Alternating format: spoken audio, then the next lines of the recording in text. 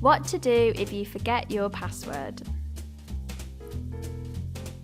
Go to careskillsacademy.co.uk/login.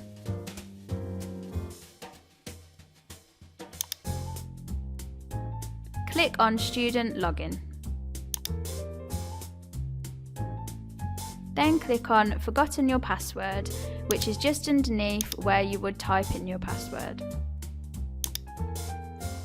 Enter the email address you used to register with Temps for Care and click Confirm.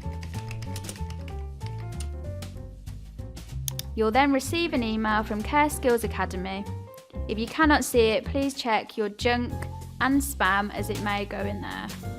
In your email, you will see a link. Please click on this to reset your password. Please note, the link will only work once within 24 hours. So if you click on the link but don't reset your password, you will need to go back to the website and repeat this process again to receive a new link. The link will redirect you to the CareSkills website where you can enter a new password. You will need to enter the new password twice and click Confirm.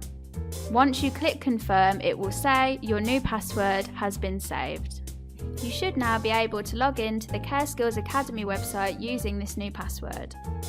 If you have any further trouble, please get in touch with the Temps for Care team and we will be happy to help you.